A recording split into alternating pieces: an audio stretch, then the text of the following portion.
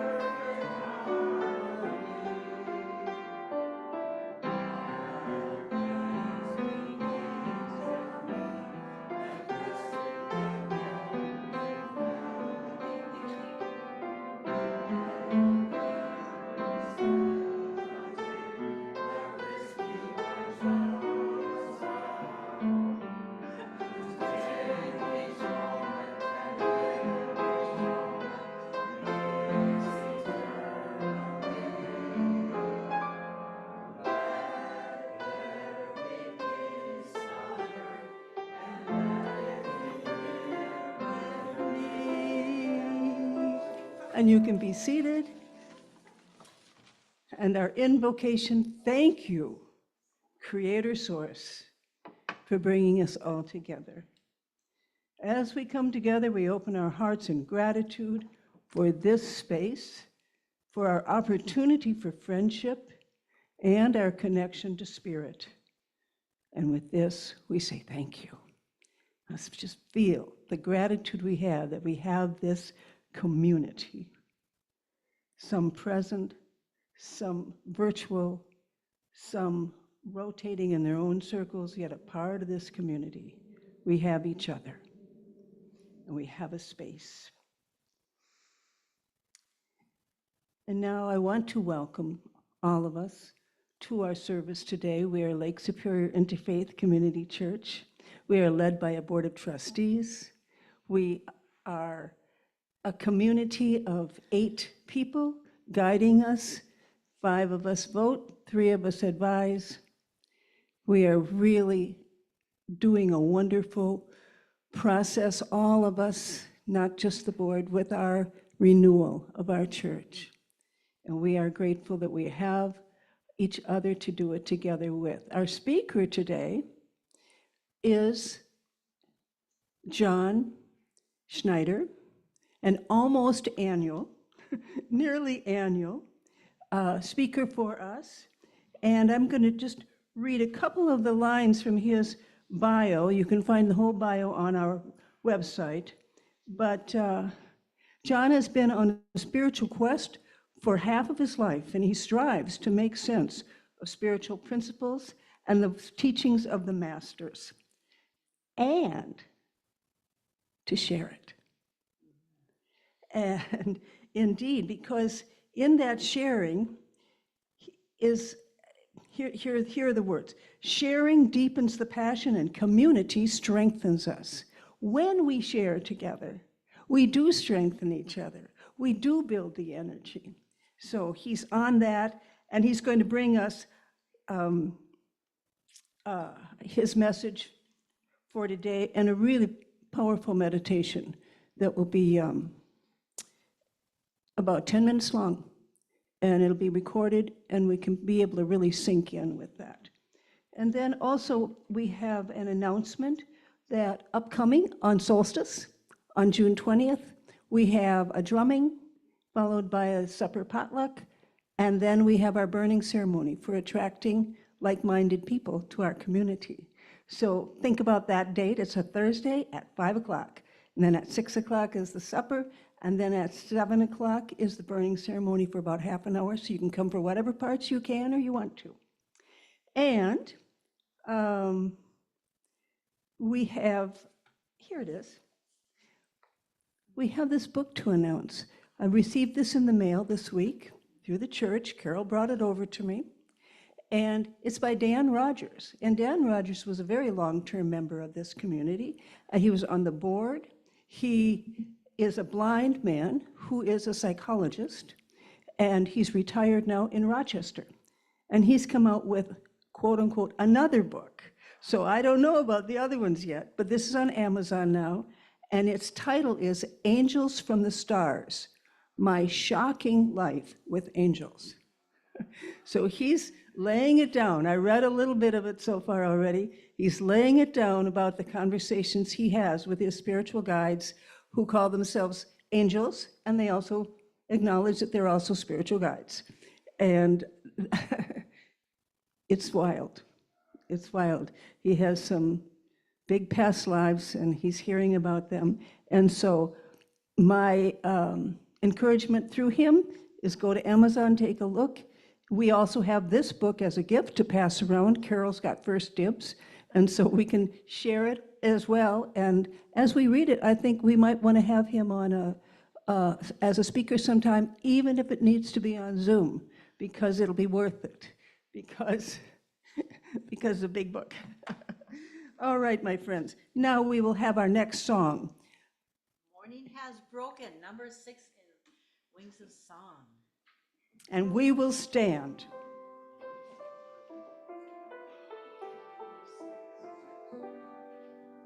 Okay, ready, get set, go. Okay.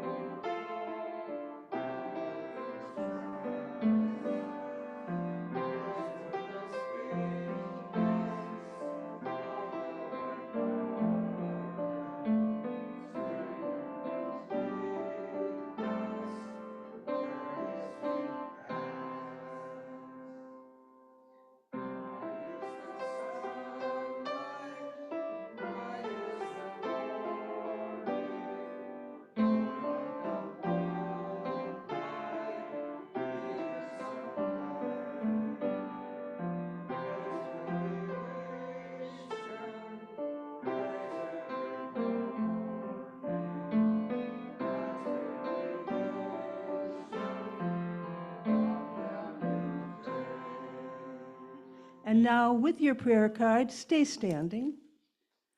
We're going to read together. Declaration of Principles. We'll read together. We believe God is the eternal source and creator of all and is present in everything. Our eternal soul, endowed with free will, grows through many lifetimes. Communication occurs between the physical and spiritual worlds. Prayer and meditation strengthen our connection to the divine. All healing comes from Source. Seeking this for ourselves and compassion for others' suffering is the highest priority. Because we are all one, what we do unto others, we do unto ourselves. Because the door is always open for every soul. Living these principles leads us to grow in divine love. And then let your eyes flow down to the church affirmation. We'll read it together. We totally accept the belief that God is in charge of the affairs and direction of Lake Superior Interfaith Community Church. As our thoughts of trust and joyful anticipation join in harmony with the thoughts of all the members of this fellowship, we attract the right ministerial leadership and people to our spiritual community. And we are grateful. You can be seated. And I'm going to bring us our statement of intent, which says a lot about how we operate. We are fortunate to have a variety of speakers for Sunday services. By using guest speakers, we gain wisdom from all those who share. This is a church where we can worship the God of our own understanding, a place to experience joy and be uplifted, a place where we can go gain our strength and inspiration to share with others for the following week. We invite you to join us in this celebration of life, to nourish your spirit, and to enjoy the company of kindred spirits. Amen. And now we will turn to our prayer bowl. We know it's always active, energetically, 24/7. At any time during the week, we can, with our intention, place a prayer in the bowl. We can also now activate those prayers with our own intentions, and we will receive any messages, any requests we have for anybody for prayers today. You can come up to the mic, and then we will have some silent prayer. And we will also be singing our song. We're up here, so we're on the camera. Just continued prayers for my sister Molly. She's this close to being done with her chemo sessions, and hopefully from there on she'll repair what has gone lost, like her hair. And so hopefully I'll keep her in your prayers, and I'm sure that Laura would also say some words for Sarah Paginen and her family, and let's keep Laura in our prayers. I mean, she's still recovering from a cancer scare too, so, and from their garage. So thank you. Mm-hmm. And we also can have prayers for Julian. Julian, who is a part of our community, who's in a rehab program right now in Milwaukee. And he wants us to know that it's for mental health issues with anxiety and depression. He believes we all can share in these messages of struggle and recovery in our society today. And anybody else?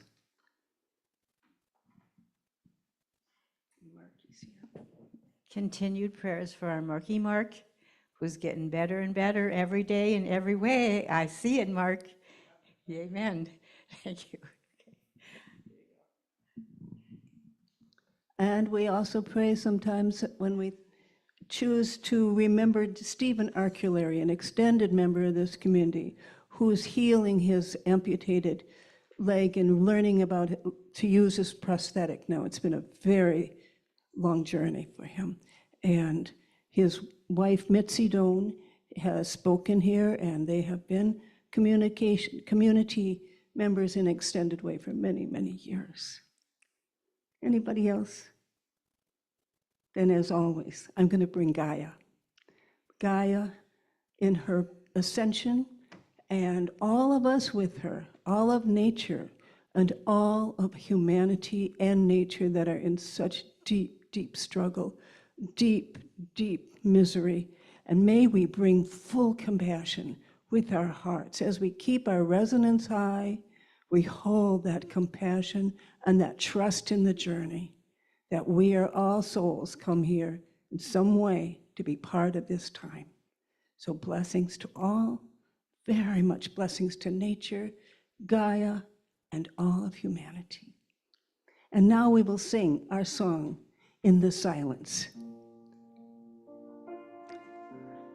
And it's number 74. Then we'll have our prayer of silence.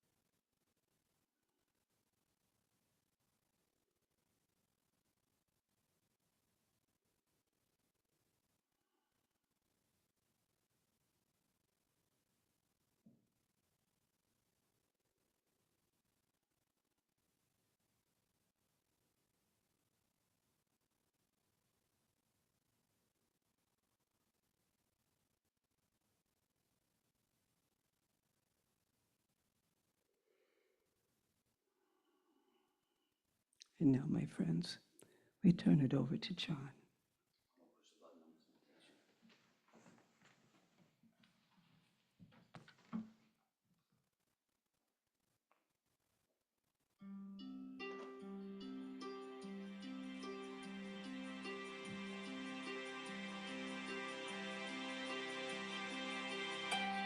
Let's begin our 7 chakra cleansing meditation.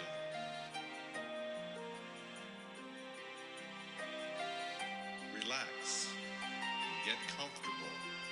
And take 3 deep breaths. 1 for your body in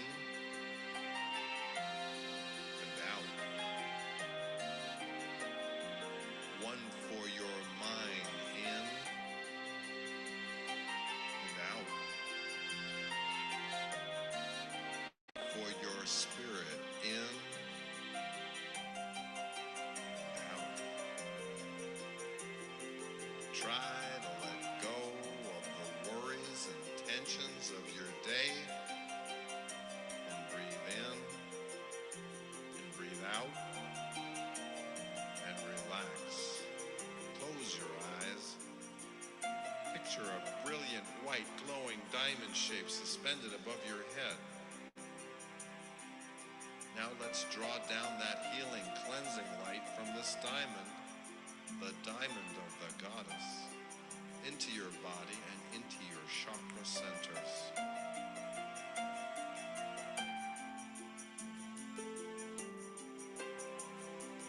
First, see the white light gently pouring down through the top of your head, through your body, down along your spine, and see it turn into a swirling vortex of red light at the base of your spine, turning clockwise.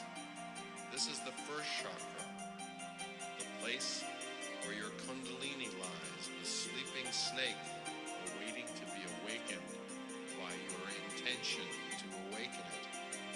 Your first chakra is located at the base of your spine. It governs your survival instincts, and it is a deep, deep radiant red.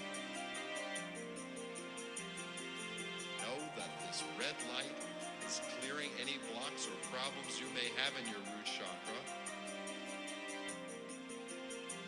And let out a sigh.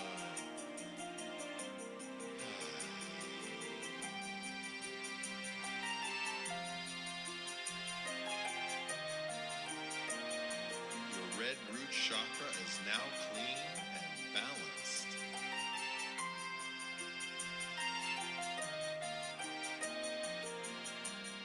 Now see the energy of your red root chakra traveling up your spine, and see it turn into a swirling vortex of orange light. Orange light that is in your belly below your navel. That light is turning clockwise. This is the second chakra. It governs your creativity and your sexuality. Its rich orange color is clearing any blocks or problems you may have in your creativity and your sexuality chakra. And let out a deep sigh.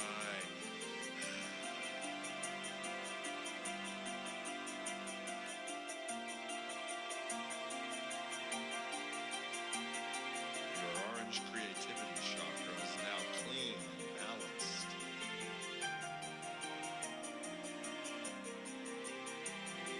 Now see the orange light of your second chakra flow up your body, and see it turn into a swirling vortex of yellow light. It's in your solar plexus. It's turning clockwise. This is the third chakra. It's in your solar plexus, a few inches above your navel. Your third chakra governs your will. It governs your self-worth. It is a sunny yellow color. And know that this yellow light is clearing any blocks or problems you may have in your power chakra. In your power chakra. And let out a powerful sigh.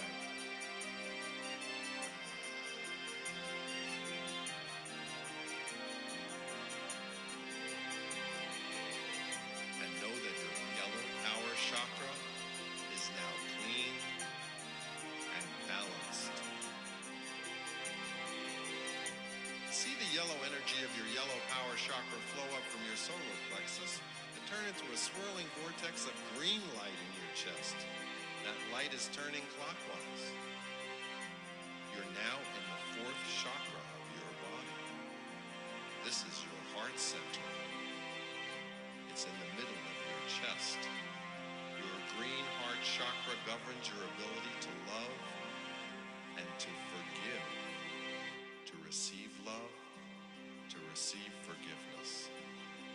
Your green heart chakra is a nourishing green color, a green light that is clearing any blocks or problems you may have in your heart chakra. So let out a heartfelt sigh. And know your green heart chakra is now clean and balanced.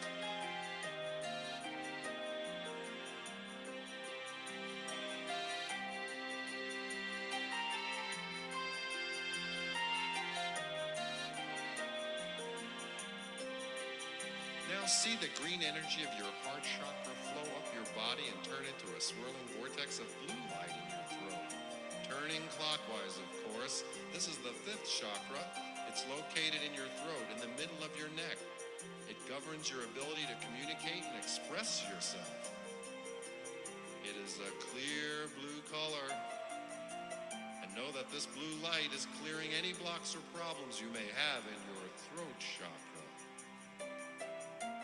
So let out a sigh through your throat.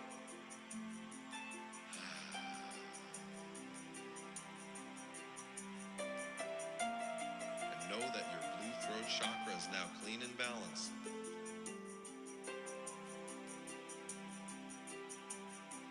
See the blue light of your throat chakra flowing up your body and turning into a swirling vortex of indigo light in your third eye, turning clockwise. This is the sixth chakra, and it's located in your third eye, in the middle of your forehead, between your brows. It governs your ability to channel intuitive healing, intuitive guidance, intuitive wisdom. It is a deep indigo color. Know that this indigo light is clearing any blocks or problems you may have in your brow chakra. And let out a sigh.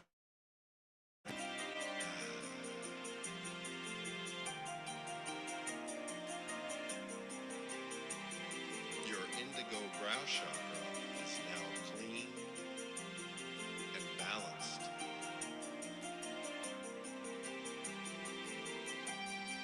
See the indigo light of your brow chakra flow up your head and turn into a swirling vortex of violet light at the very top of your head. It's turning clockwise. The seventh chakra is located at the top of your head, and it governs your ability to be spiritually aware and feel protected by a higher power. It is a brilliant violet color. Know that this violet light is clearing any blocks or problems you may have in your crown chakra, in your connection between you and the divine.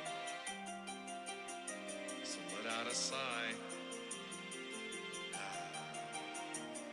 Know that you are loved, and you are love.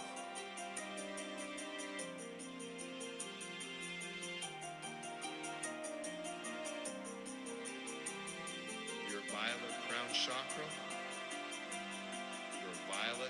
chakra is now clean and balanced, and relax more, relax. You are now in a very balanced state. Take a few moments to rest and feel how it feels to be balanced, and know that you are a beautiful being, and your peace and harmony affects the world around you in ways that you know, in ways that you could never know. Our 7-chakra cleanse is complete.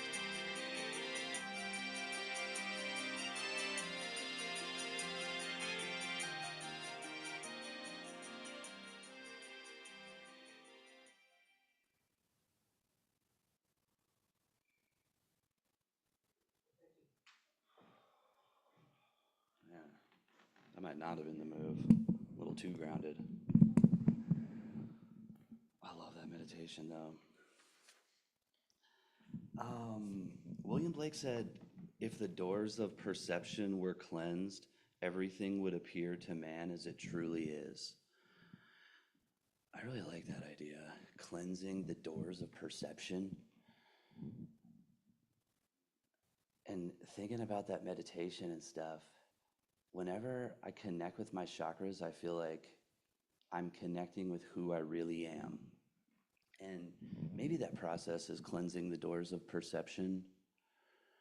I think over time, the more that we see ourselves as we truly are, the more that we do kind of cleanse that lens that we're viewing life through that says we're separate and limited. Because truly, you know how you said at the end there that you are that beautiful being that is your illumined chakras, that totality of light? And we're told that each chakra corresponds to like a different level of consciousness or something. And if all of our chakras are opened, clear, and illumined, then we are the totality of consciousness. And I like the idea of the chakras being a doorway to that experience. And that's kind of been my experience, actually. The more that I connect with that every day, and not that I do chakra meditations every day, but there have been periods of time.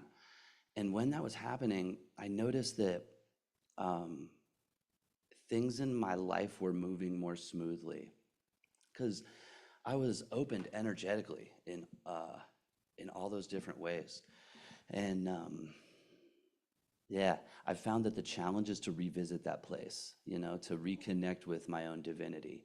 Like that's been the allure of three-dimensional reality is so loud and strong and powerful and stuff. And I always want to come back to my drama and the ways of the world and the distractions.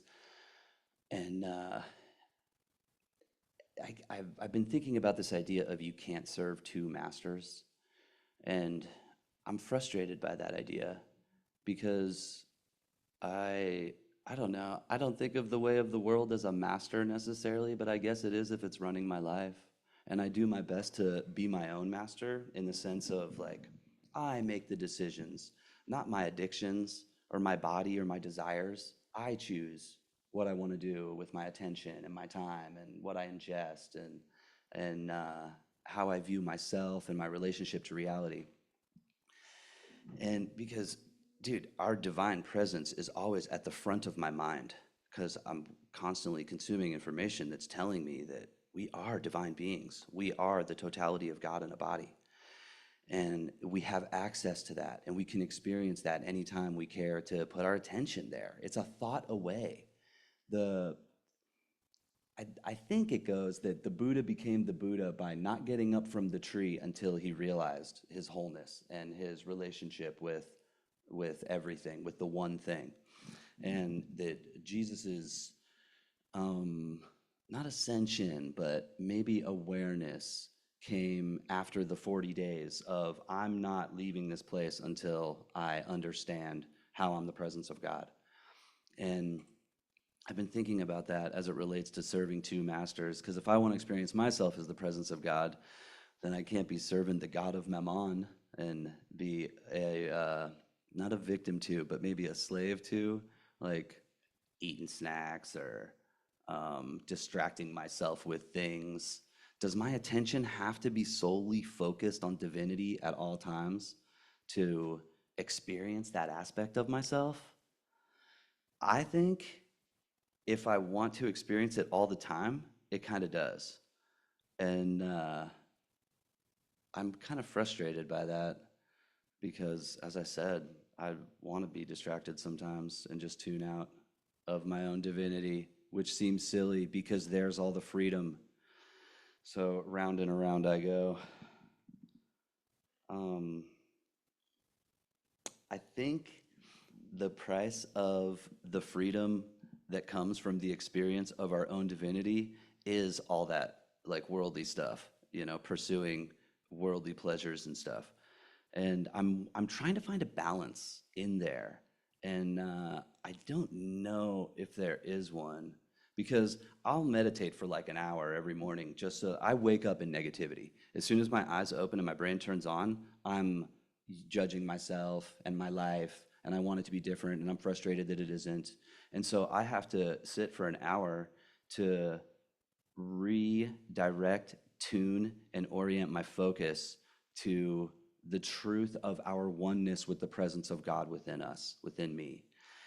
And so I sit there for that time to unite with that expansive part of myself. And my heart opens and I feel connected with the universe, and I feel my consciousness stretching out through it all, and true unity. And I come out of that place feeling that connectivity and that wholeness, the wholeness that I long for when I wake up judging myself and my life. I long for that wholeness. And so I have to take some time to turn off everything to connect with it. And then that helps me walk through my day a little bit closer to that wholeness. I'm not quite as disconnected. And so the wholeness is a thought away. When life comes at me and the world wants me to judge myself and judge it and call it bad or be frustrated again, I can put my attention back to that wholeness I experienced this morning when I was sitting there with my eyes closed, and remember that that's present all around us at all times right now. And all I have to do is think about it and put my attention there, and I'm immediately back in that energy. And I feel like that is the peace and the freedom that we're all longing for, and the peace and the freedom that we're told the ascended masters lived in at all times. They got so familiar with that place that they lived there, and they told us that we could too. And as I understand, the ability to live there is about retraining our attention and our focus to just stay there all the time and to not be distracted by the world. And I don't know if that's possible. I haven't met anybody who's done it. And it seems that only the Ascended Masters have done it, or so we read. Who knows? I don't know.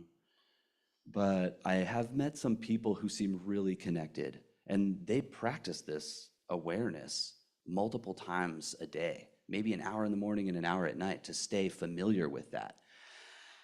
And I feel that pull and that call to sit for an hour in the evening as well.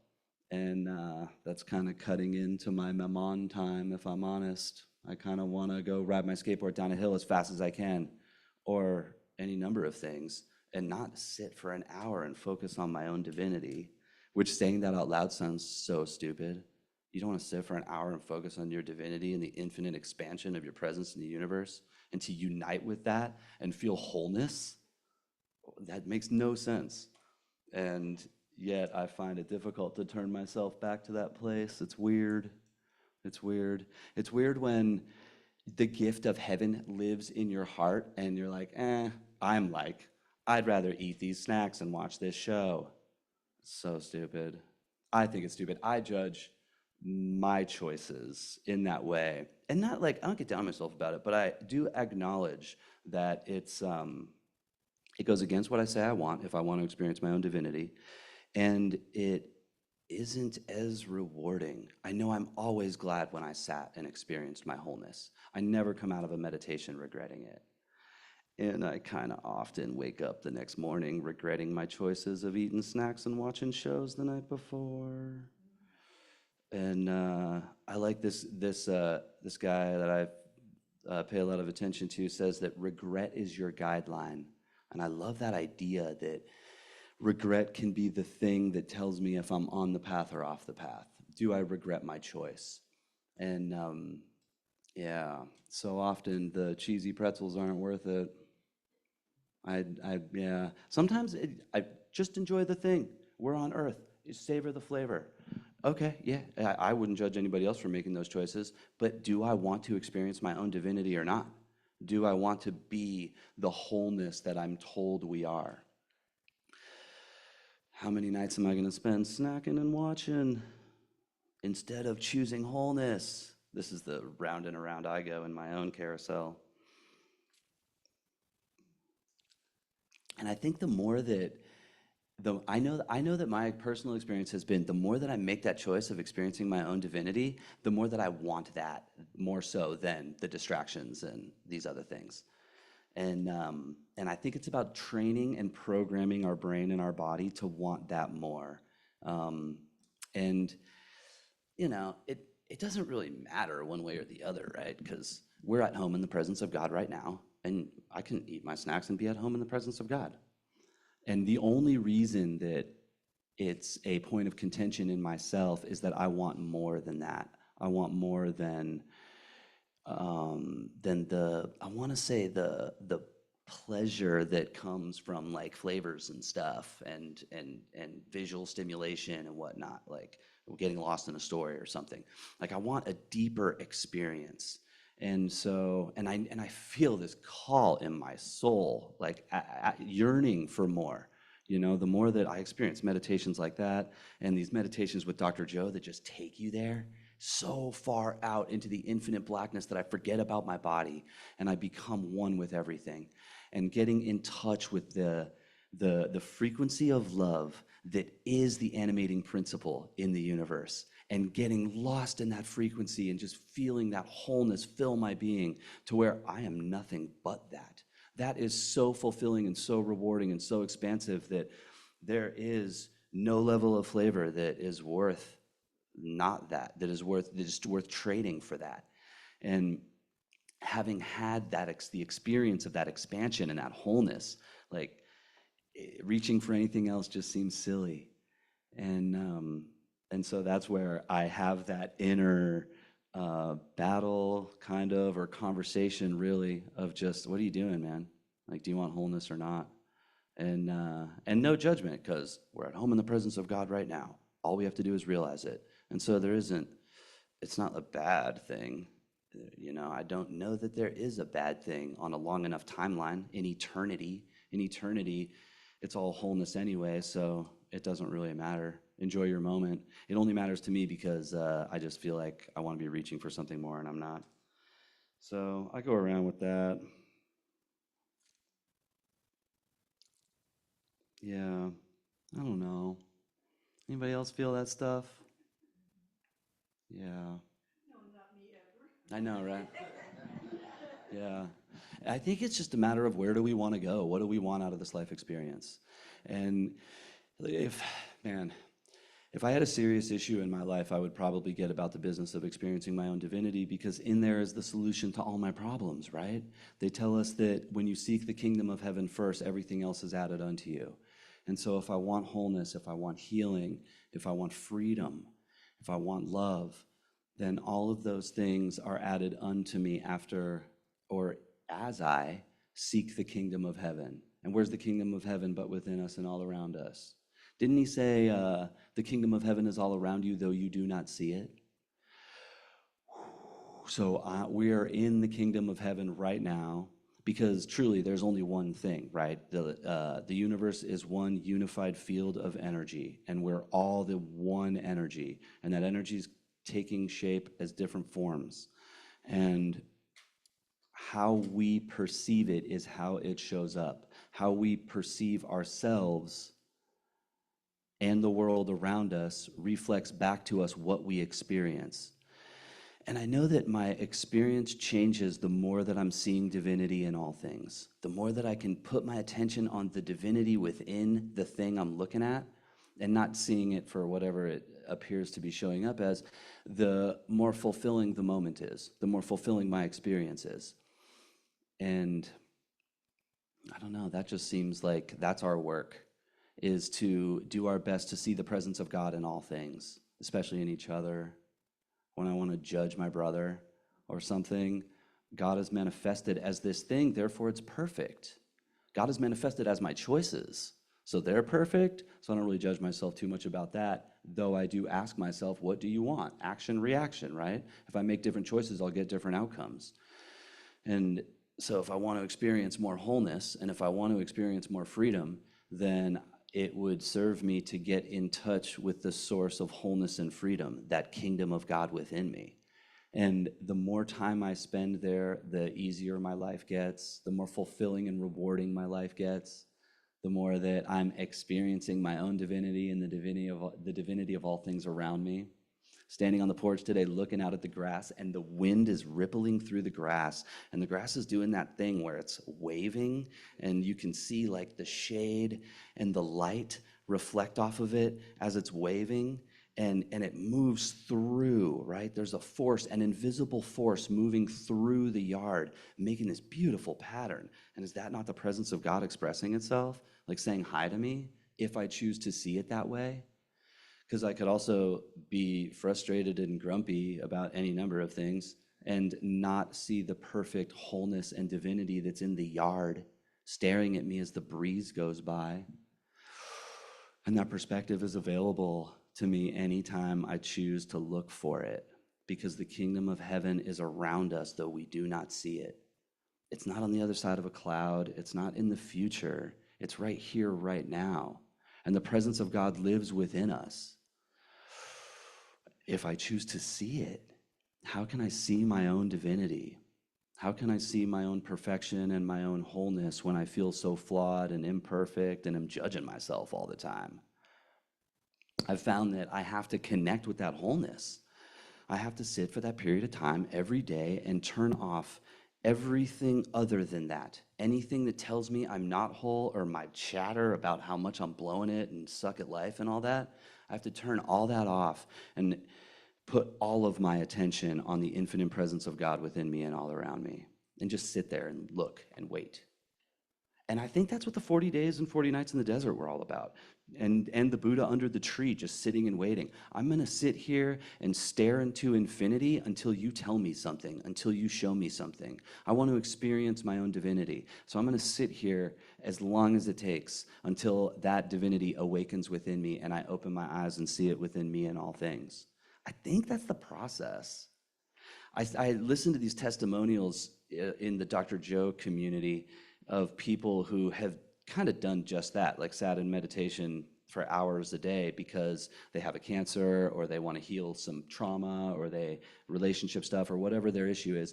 And they're like, I'm not going to stop until I experience my wholeness. And the pursuit and the effort becomes to be about experiencing wholeness and not about solving their issue, whatever it is. And they sit there as long as it takes, staring into the void, staring into the infinite wholeness and divinity within them and all around them, until an event happens inside. And so many of them describe this movement of energy, like a Kundalini awakening that we've heard of, where an energy moves through their body from low to high and explodes through them, and their body's filled with electricity. They call it electricity. And they're awakened into some new experience of themselves that they never knew was possible, certainly never experienced before. And often they're like quivering on the floor or screaming involuntary noises, and just feeling this intense energy run through them that they can't describe, other than to say it's more intense than anything you could ever imagine, and that it's electric. And then they come out of that feeling whole. And often their issue's gone. You know, the tumor was there and now it's gone. Like, profound changes in the body happen as a result of this energy moving through them, that is as a result of their willingness and desire to sit there and experience their wholeness for as long as it takes, till that wholeness takes over their consciousness and it takes over their experience. And that sounds awesome. I want that. Okay, well, the price of that experience is to sit and stare into the void until the void looks back at you and says, whatever it says. I don't know, electricity through your body, I guess. I know that I've had experiences where I've sat with the void long enough to, and certain meditations just guide you there, where I feel this rush of energy moving through me. I felt this thing where it felt like in Star Wars where they go through the time warp, it felt like my being was blasting through some energy that was both pouring through me and me moving through it. And it's like happening like this. And I can't say I exploded or that I felt that Kundalini awakening or anything like that, but that level of energy was so intense and so blissful. It was so much love and wholeness, and I wanted more. I'm in there like, more, please, more. It's exciting and expansive and feels so much more fulfilling than anything I've experienced with my eyes open, that I just want to experience more of that. So much so that all the meditations thereafter, I'm like looking for that and reaching for that and trying to recreate it. And good luck with that. Those things are involuntary. And that was the lesson in there for me, is that experiences like that are a side effect of sitting and staring into the void and just being.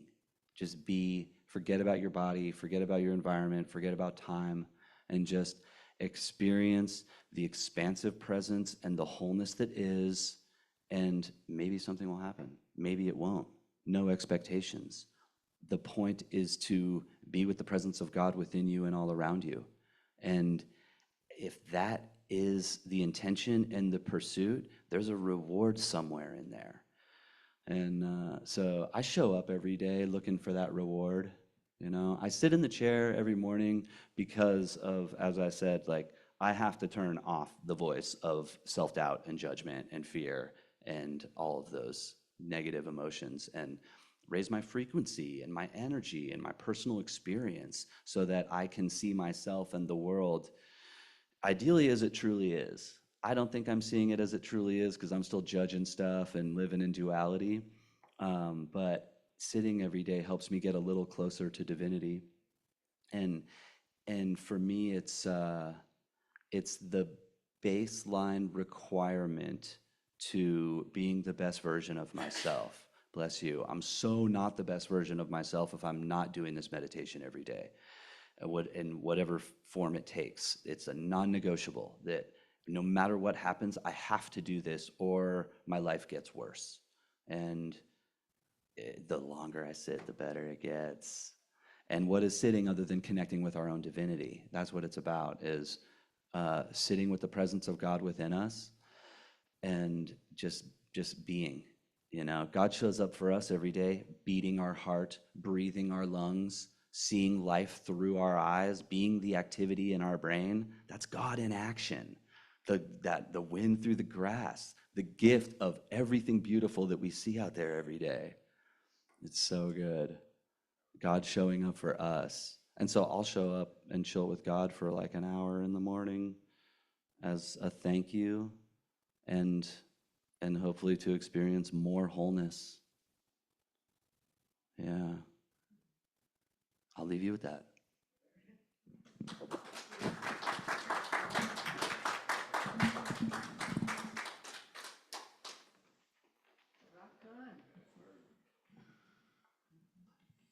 It's inspiring and humbling, an hour every morning to me, and we're all on the same path in our whatever ways. So thank you so much, John. And now, my friends, we'll have our offering. And we will have our circle after that, our closing circle.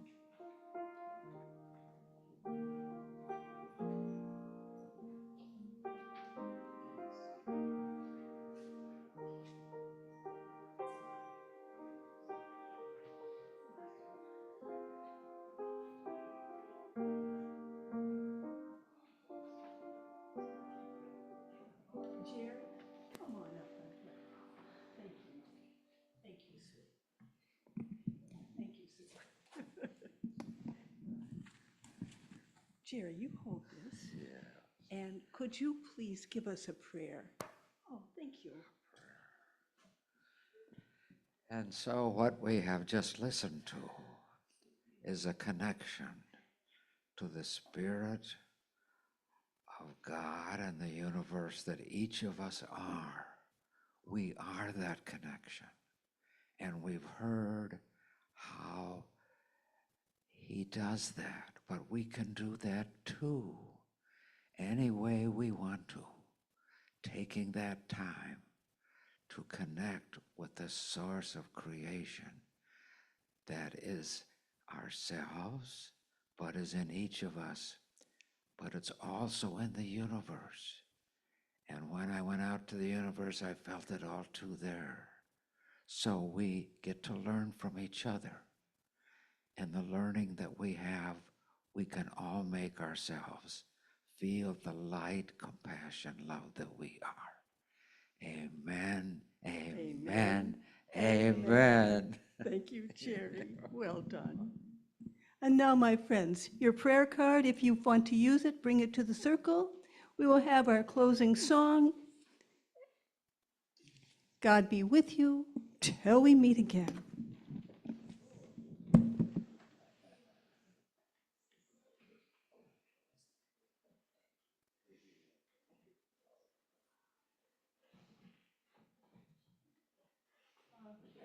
Here we are.